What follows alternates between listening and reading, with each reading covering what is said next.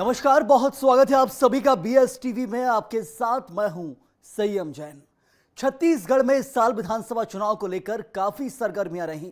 आरोप प्रत्यारोप, वार प्रतिवार के साथ ही कहीं गूंजा हिंदुत्व का मुद्दा तो कहीं हुआ विकास पर वार।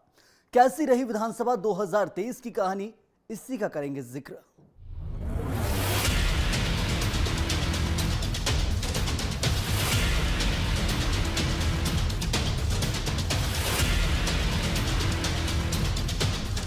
आज के इस प्रोग्राम में हम आपको बताएंगे छत्तीसगढ़ विधानसभा चुनाव 2023 की वो बड़ी और अनकही बातें जिन्होंने बनाई सुर्खियां इस इलेक्शन समरी 2023 में।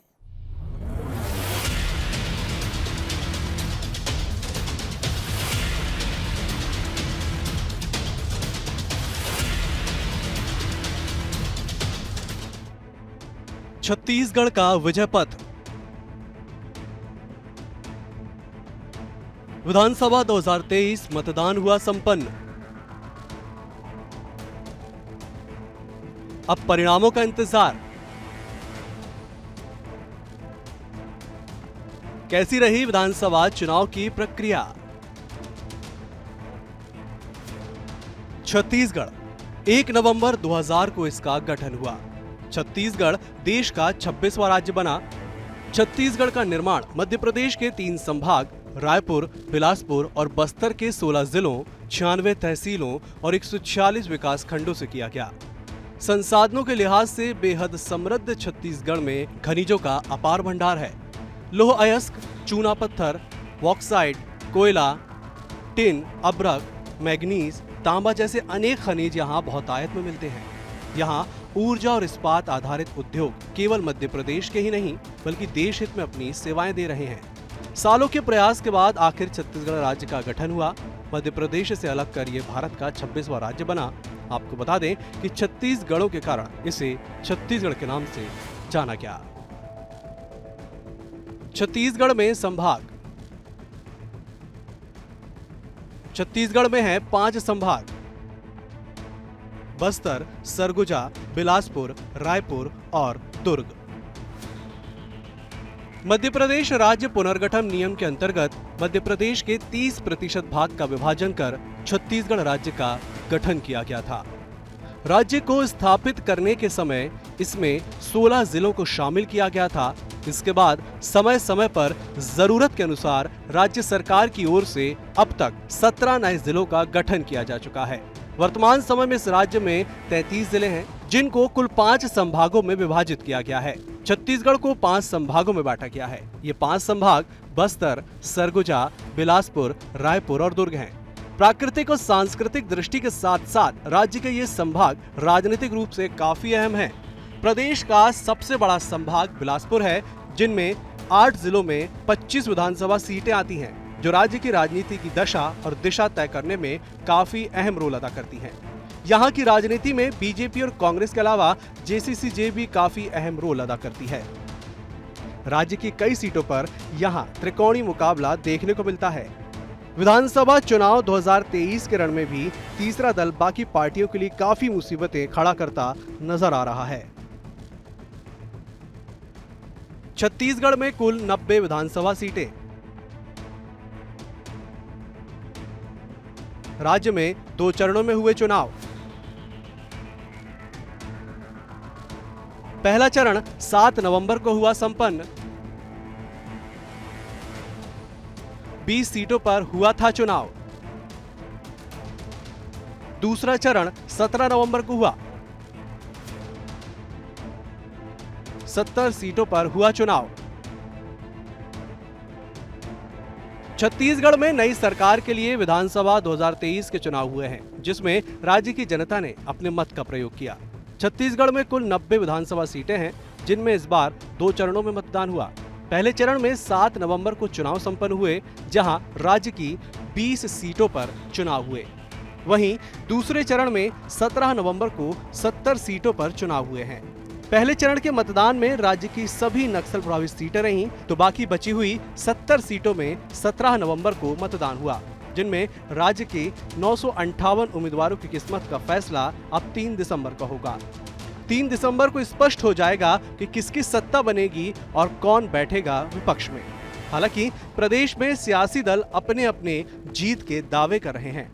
छत्तीसगढ़ में विधानसभा 2023 को लेकर सियासी दलों के अपने अपने दावे भी हैं, लेकिन अब कुछ ही दिन में परिणाम के बाद सियासी दलों की स्थिति स्पष्ट हो जाएगी।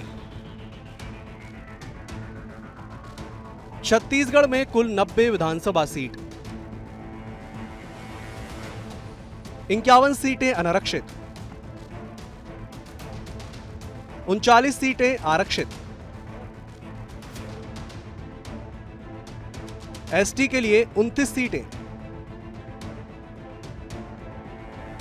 10 सीटें एससी वर्ग के लिए रिजर्व। छत्तीसगढ़ विधानसभा का चुनाव संपन्न हो गया है। अब 3 दिसंबर को रिजल्ट आने के बाद स्थिति क्लियर हो जाएगी कि किसकी बनेगी सरकार और विपक्ष में कौन बैठेगा। छत्तीसगढ़ की बात करें तो यहाँ कुल 90 विधानसभा सीटें हैं, जिनमें 51 सीटें अनारक्षित हैं, तो वहीं 39 सीटें आरक्षित हैं, जिनमें एसटी वर्ग के लिए 29 सीटें तो एसटी वर्ग के लिए 10 सीटें आरक्षित हैं। प्रदेश की कुल आबादी में 32% आदिवासी वर्ग यानी कि अनुसूचित जनजाति से है। छत्तीसगढ़ में 13% आबादी एससी यानी कि अनुसूचित जाति वर्ग से आती है। वहीं सबसे बड़ा जनाधार जो कि 47% है, वह ओबीसी वर्ग से है। छत्तीसगढ़ में सीटों की स्थिति, कुल 90 विधानसभा सीटें, कांग्रेस के 71 विधायक तो बीजेपी के 13 विधायक हैं, जेसीसी-जे के 3 विधायक तो बसपा के 2 विधायक हैं, वहीं 1 सीट रिक्त है।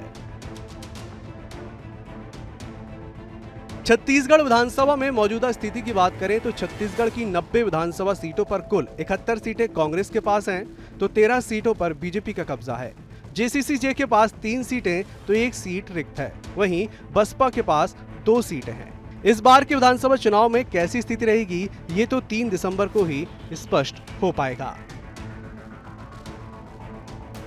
छत्तीसगढ़ में कुल मतदाता, छत्तीसगढ़ में 2,03,60,240 कुल मतदाता हैं। पुरुष मतदाता 1,01,20,830, महिला मतदाता 1,02,39,410, थर्ड जेंडर मतदाता 790। छत्तीसगढ़ में वोटर्स की बात करें तो राज्य में कुल वोटर्स की संख्या 2,03,60,240 है, जिनमें से 1,01,20,830 पुरुष वोटर्स जबकि 1,02,39,410 महिला वोटर्स हैं। वहीं थर्ड जेंडर की संख्या 790 है। प्रदेश में 2 लाख से अधिक मतदाताओं के नाम हटाए गए हैं। इस बार प्रदेश में 18,68,636 नए मतदाता हैं। इनकी आयु 18 से 22 साल के बीच है। इस बार छत्तीसगढ़ के पहले चरण में जहां 78% वोटिंग हुई, तो दूसरे चरण में कुल 75.88% वोटिंग हुई। वहीं 2018 में छत्तीसगढ़ में कुल 76.15% वोटिंग हुई थी। छत्तीसगढ़ में मतदान प्रतिशत, पहले चरण की 20 सीटों पर हुई थी 78% वोटिंग। दूसरे चरण की 70 सीटों पर हुई 75.88% वोटिंग। सबसे अधिक मतदान धमतरी जिले में 84.23% हुआ। सबसे कम मतदान रायपुर में 65.45% हुआ। छत्तीसगढ़ में कुल 76.31% मतदान हुआ। 2018 में छत्तीसगढ़ में कुल मतदान 76.45% हुआ था। छत्तीसगढ़ के रण में मतदान संपन्न हुआ। इस दौरान पहले चरण में कुल 78% वोटिंग हुई।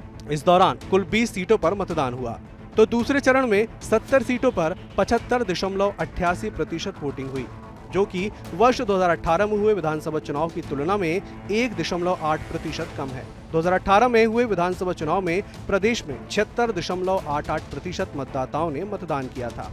इस दौरान सबसे अधिक मतदान धमतरी में 84.23% हुआ, तो वहीं सबसे कम मतदान रायपुर में 65.35% हुआ। प्रदेश की 90 में से 20 सीटों पर 7 नवंबर को 78% मतदान हुआ था। 3 दिसंबर को मतगणना होगी। मतदान में युवाओं के साथ ही बुजुर्गों ने भी पूरा उत्साह दिखाया। कई मतदान केंद्रों में तो सुबह 5 बजे से मतदाता पहुंचने लगे थे। छत्तीसगढ़ में बनाए गए मतदान केंद्र। पहले चरण में 5,304, दूसरे चरण में 18,833। चर्चा में रहा सबसे छोटा मतदान केंद्र। छत्तीसगढ़ विधानसभा में 2 चरणों में मतदान हुआ। पहले चरण में 7 नवंबर को राज्य की 20 सीटों पर मतदान हुआ, जिसके लिए कुल 5,304 मतदान केंद्र बनाए गए थे। तो वहीं दूसरे चरण में 17 नवंबर को प्रदेश की बाकी बची हुई 70 सीटों पर इलेक्शन हुए, जिसके लिए 18,833 मतदान केंद्र बनाए गए थे। इस दौरान राज्य का सबसे छोटा मतदान केंद्र सुर्खियों में रहा। छत्तीसगढ़ की विधानसभा भरतपुर सोनहत का मतदान केंद्र क्रमांक 143 शेराडॉट, जो कि कोरिया जिले में आता है, यहाँ कुल 5 मतदाता थे, जिनके लिए खास मतदान केंद्र बनाया गया था। अब यहां रुक रहे हैं एक छोटे से ब्रेक के लिए। ब्रेक के बाद आपको बताएंगे कि जैसे ही चुनावी बिगुल बजा, सियासी दलों में शुरू हुआ एक दूसरे पर आरोप प्रत्यारोप और वार प्रतिवार का सिलसिला।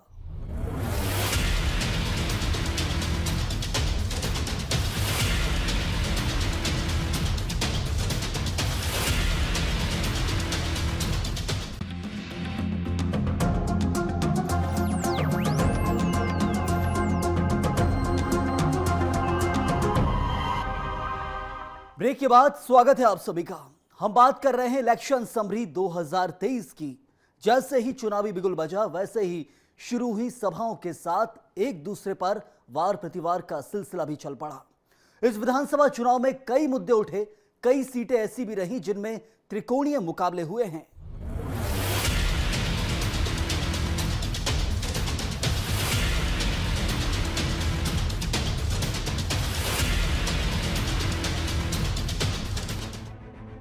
नौ अक्टूबर से लगी थी आचार संहिता। 2 चरणों में हुआ था चुनाव का ऐलान। पहले चरण की अधिसूचना 13 अक्टूबर को हुई थी जारी। दूसरे चरण की अधिसूचना 21 अक्टूबर को जारी हुई थी। 7 नवंबर को हुआ पहले चरण का चुनाव। 17 नवंबर को दूसरे चरण का मतदान हुआ। 3 दिसंबर को आएंगे रिजल्ट। छत्तीसगढ़ में विधानसभा चुनावों का आगाज 9 अक्टूबर 2023 को हुआ था, जब मुख्य चुनाव आयुक्त ने तारीखों की घोषणा की। इसी के साथ छत्तीसगढ़ में आचार संहिता लग गई। छत्तीसगढ़ में 2 चरणों में चुनाव हुए, जिनमें प्रदेश की 90 सीटें हैं। पहले चरण में 20 सीटों पर 7 नवंबर को मतदान हुआ, जिसकी अधिसूचना 13 अक्टूबर को जारी की गई। वहीं दूसरे चरण का मतदान 17 नवंबर को हुआ, जिसकी अधिसूचना 21 अक्टूबर को जारी की गई। अब 3 दिसंबर को सभी सीटों के एक साथ रिजल्ट आएंगे। चुनावी मैदान में उम्मीदवार। पहले चरण में उम्मीदवार 223, पुरुष उम्मीदवार 198, महिला उम्मीदवार 25। दूसरे चरण में उम्मीदवार 958। छत्तीसगढ़ विधानसभा चुनाव में इस बार 2 चरणों में मतदान हुआ, जिसमें पहले चरण में 223 उम्मीदवार चुनावी मैदान में उतरे, जिनमें 198 पुरुष तो 25 महिला उम्मीदवार रहीं। वहीं दूसरे चरण की बात करें तो यहां कुल 958 उम्मीदवार चुनावी मैदान में उतरे, जिनकी किस्मत का फैसला ईवीएम में कैद हो गया। 2023 के चुनाव में महिला उम्मीदवारों की संख्या में इजाफा हुआ। बात करें साल 2003 विधानसभा चुनाव की, तो उस दौरान केवल 62% महिला प्रत्याशी चुनावी मैदान में उतरी थी, जिसकी संख्या 2008 में बढ़कर 94 हो गई। 2018 विधानसभा चुनाव में 115 महिला उम्मीदवार को टिकट दिया गया था। मध्य प्रदेश से अलग होकर अस्तित्व में आने वाले इस प्रदेश में पहली बार 90 सीटों पर साल 2003 में विधानसभा के चुनाव कराए गए थे। इसमें 1819 उम्मीदवार मैदान में थे, 757 पुरुष तो 62 महिलाएं। इनमें से 85 पुरुष और 5 महिलाओं ने जीत दर्ज की। 615 की जमानत जब्त हो गई। 568 पुरुष उम्मीदवारों को अपनी जमानत गंवानी पड़ी तो 47 महिलाओं को। साल 2008 में 2003 की तुलना में ज्यादा उम्मीदवार मैदान में उतरे। इस बार उम्मीदवारों की संख्या 1066 हो गई। महिला और पुरुष दोनों उम्मीदवारों की संख्या बढ़ी। इस बार 972 पुरुषों ने चुनाव लड़ा तो चुनाव लड़ने वाली महिलाओं की संख्या बढ़कर 94 हो गई। महिला उम्मीदवारों की संख्या 1.5 गुना हो गई। वहीं चुनाव जीतने वाली महिलाओं की संख्या में 100% से ज्यादा इजाफा हुआ। इस बार 11 महिलाओं ने विधानसभा चुनाव में जीत दर्ज की। पुरुष विधायकों की संख्या 79 रही। छत्तीसगढ़ विधानसभा चुनावों में हर बार उम्मीदवारों की संख्या बढ़ती गई, लेकिन साल 2023 के चुनाव में उम्मीदवारों की संख्या में गिरावट आई है। इस बार 1181 प्रत्याशी भाग्य आजमा रहे हैं। पहले चरण में 7 नवंबर को वोटिंग हुई, जिसमें 20 विधानसभा सीट पर 223 उम्मीदवार खड़े हैं, जबकि 17 नवंबर को दूसरे चरण की वोटिंग में 958 प्रत्याशी चुनाव लड़ रहे हैं। चुनाव में सियासी दलों ने जनता के सामने रखे घोषणा पत्र। बीजेपी ने पेश किया अपना संकल्प पत्र। कांग्रेस ने जारी किया वचन पत्र। विधानसभा चुनाव के आगाज के साथ सियासी दलों ने अपने वादे और दावे भी पूरी तरह से जनता के सामने रख दिए। कांग्रेस ने जहां अपना वचन पत्र जारी किया तो वहीं बीजेपी ने भी संकल्प पत्र जारी कर लोगों को अपनी ओर आकर्षित करती नजर आई। आपको बताते हैं कि दोनों ही पार्टियों ने अपने घोषणा पत्र में जनता के लिए क्या वादे किए हैं। कांग्रेस ने जहां 3200 रुपए प्रति क्विंटल की दर से 20 क्विंटल प्रति एकड़ धान खरीदी का वादा किया है, तो बीजेपी ने 3100 रुपए में 21 क्विंटल प्रति एकड़ धान खरीदी का वादा किया है। कांग्रेस ने छत्तीसगढ़ गृहलक्ष्मी योजना के तहत महिलाओं को 15,000 रुपए सालाना देने का वादा किया है, तो बीजेपी ने महतारी वंदन योजना के तहत महिलाओं को 12,000 रुपए सालाना देने की पेशकश की है। कांग्रेस ने 17.5 लाख गरीब परिवारों को आवास देने का वादा किया है, तो बीजेपी ने पहली कैबिनेट में ही 18 लाख पीएम आवास का आवंटन करने का वादा किया है। कांग्रेस ने तेंदुपत्ता का प्रतिबोरा 4,000 रुपए सालाना बोनस देने की बात करी है, तो कांग्रेस ने तेंदुपत्ता का प्रतिबोरा 5500 रुपए और 4500 बोरा सालाना बोनस देने का वादा किया है। कांग्रेस ने जहां राजीव गांधी भूमिहीन कृषि मजदूर न्याय योजना के तहत 10,000 रुपए सालाना देने का वादा किया है, तो वहीं बीजेपी ने दीनदयाल उपाध्याय कृषि मजदूर कल्याण योजना में 10,000 रुपए सालाना भूमिहीन खेतिहर मजदूर को देने का वादा किया है। कांग्रेस ने जहां 10 लाख रुपए तक का मुफ्त इलाज का वादा किया है, तो बीजेपी ने भी 10 लाख रुपए तक का मुफ्त उपचार का घोषणा की है। कांग्रेस ने युवाओं को उद्योग व्यवसाय में 50% सब्सिडी पर लोन देने का वादा किया है, तो बीजेपी ने छत्तीसगढ़ उद्यम क्रांति योजना के तहत युवाओं को 50% सब्सिडी देने की घोषणा की है। कांग्रेस जहां छत्तीसगढ़ में 700 नए ग्रामीण औद्योगिक पार्क के निर्माण की बात कर रही है, तो बीजेपी रायपुर, नया रायपुर, दुर्ग, भिलाई के विकास के लिए स्टेट कैपिटल रीजन बनाने का वादा कर रही है। कांग्रेस जहां महतारी न्याय योजना में महिलाओं को सिलेंडर पर 500 रुपए सब्सिडी देने का वादा कर रही है, तो वहीं बीजेपी गरीब महिलाओं को 500 रुपए में सिलेंडर मुहैया कराने का वादा कर रही है। कांग्रेस जहां केजी से पीजी तक मुफ्त शिक्षा की बात कर रही है, तो बीजेपी कॉलेज स्टूडेंट को मासिक ट्रेवल अलाउंस देने का वादा कर रही है। बीजेपी के संकल्प पत्र में प्रदेश की जनता के सामने अगले 5 साल के लिए ब्लूप्रिंट रखा गया है। संकल्प पत्र का नाम मोदी की गारंटी दिया, तो कांग्रेस ने मैनिफेस्टो को भरोसे का घोषणा पत्र बताया है। सीएम भूपेश बघेल ने कहा है कि छत्तीसगढ़ में कांग्रेस ने भरोसे का घोषणा पत्र जारी किया है, तो वहीं बीजेपी के घोषणा पत्र को लेकर पूर्व सीएम रमन सिंह ने कहा कि ये 3 महीने में तैयार हुआ है। 3 अगस्त से 3 नवम्बर के बीच इसे तैयार किया गया। इसमें 35 सदस्य थे। समाज के सभी वर्गों से इस पर राय ली गई। 2 लाख से ज्यादा सुझाव आए। भरोसे का घोषणा पत्र है, भरोसा बरकरार। फिर से कांग्रेस सरकार वादा है, फिर निभाएंगे। 20 क्विंटल धान खरीदी की शुरुआत तो हम लोगों ने पहले कर दिया, 1 नवंबर से शुरू हो चुका है। दूसरा, इस बार भी किसानों का कर्ज माफ होगा। 20 क्विंटल प्रति एकड़ तक धान खरीदी हम करेंगे। सभी सरकारी स्कूलों कॉलेजों में केजी से लेकर पीजी तक शिक्षा मुफ्त होगी, जिसमें चाहे वो नर्सिंग कॉलेज हो, पॉलिटेक्निक हो, चाहे वो साइंस हो, आर्ट हो, कॉमर्स हो या फिर इंजीनियरिंग कॉलेज या मेडिकल कॉलेज। छत्तीसगढ़ के कोई भी वर्ग के बच्चे यदि अध्ययन कर रहे हैं तो उसे कोई एडमिशन फीस नहीं लगेगा और कोई ट्यूशन फीस नहीं लगेगा, मुफ्त में शिक्षा होगी। मैं समझता हूँ देश में ये पहली बार इस प्रकार से घोषणा पत्र में लाए हैं। भारतीय जनता पार्टी का संकल्प पत्र जारी किया है। यह संकल्प पत्र छत्तीसगढ़ का एक ऐतिहासिक संकल्प पत्र है। इस संकल्प पत्र में छत्तीसगढ़ का सुनहरा भविष्य है और छत्तीसगढ़ का सुनहरा भविष्य मोदी जी की गारंटी है। प्रधानमंत्री नरेंद्र मोदी जी के नेतृत्व में छत्तीसगढ़ में हर वर्ग के विकास के लिए हमारा संकल्प अटल है। इस संकल्प पत्र में किसान से लेकर महिला, युवा, आदिवासी तक हर वर्ग की चर्चा की गई है। उनकी समस्या, उनकी मांग को समझकर तैयार किया गया है। दिग्गजों के दौरे।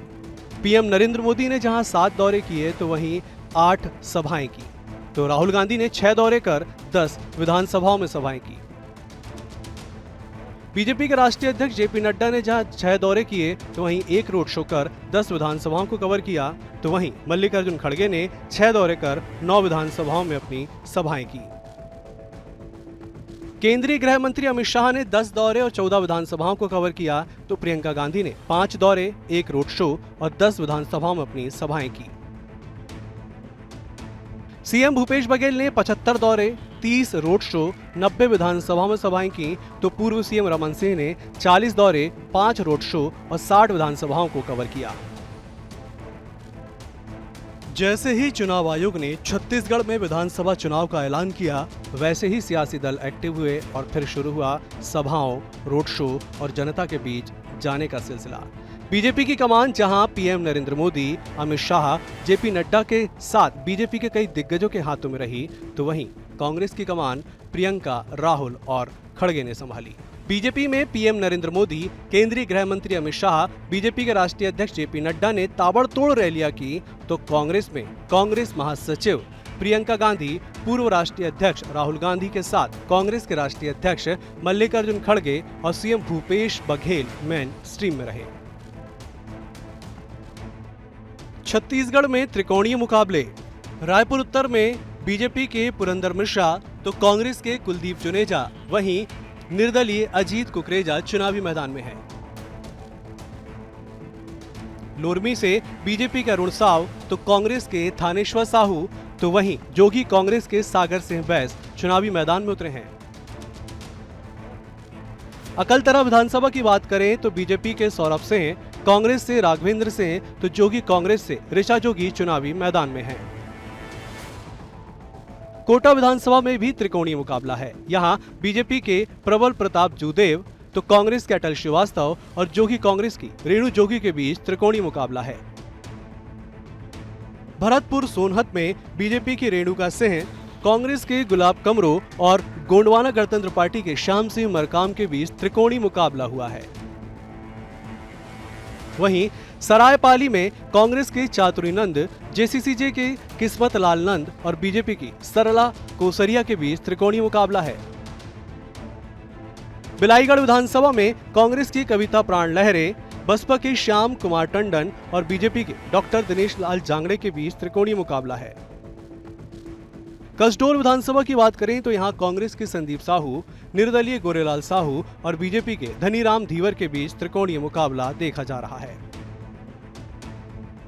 विधानसभा चुनाव में इस बार दल बदलू नेताओं की भी काफी दखल रही। भाजपा, कांग्रेस और जनता कांग्रेस छत्तीसगढ़ जे ने लगभग दर्जन भर ऐसे नेताओं को मैदान में उतारा था जो अन्य पार्टियों में से किसी एक से अलग हो गए थे, यानी बागियों की शरण देने के बाद इन पार्टियों ने उन्हें पूरी तवज्जो दी। ऐसा इन पार्टियों ने इस उम्मीद के साथ किया कि उनकी जीत का आंकड़ा बढ़ जाएगा। अब ये तो 3 दिसंबर को चुनाव परिणाम आने के बाद ही पता चल पाएगा कि इस रणनीति का किस पार्टी को कितना फायदा या नुकसान हुआ। छत्तीसगढ़ में चुनाव का आगाज हुआ तो प्रदेश की राजनीति में चुनावी बिगुल के साथ सियासी दलों का आरोप प्रत्यारोप शुरू हुआ। विधानसभा चुनाव में इस बार भ्रष्टाचार, शराबबंदी, विकास, अपराध के साथ साथ सबसे ज्यादा ओबीसी का मुद्दा हावी रहा। कांग्रेस ने इस बार ओबीसी आरक्षण और जाति जनगणना को लेकर अपना मास्टर स्ट्रोक खेला, तो बीजेपी ने भी इस मुद्दे को लेकर कांग्रेस पर जमकर निशाना साधा। छत्तीसगढ़ विधानसभा करण हर बार दिलचस्प होता गया, कहीं नेताओं पर वार तो कहीं जनता पर प्यार। 2023 का ऐसा ही रण रहा, लेकिन 3 दिसंबर को ही अब इस महासंग्राम का अंत होगा और उसी दिन पता चलेगा कि ऊंट किस करवट बैठेगा। फिलहाल इंतजार 3 दिसंबर तक का है। Bureau report, PSTV. इस खास पेशकश में फिलहाल इतना ही। फिर हाजिर होंगे इलेक्शन समरी में ऐसी ही एक और कहानी लेकर। आप बने रहिए बीएसटीवी के साथ।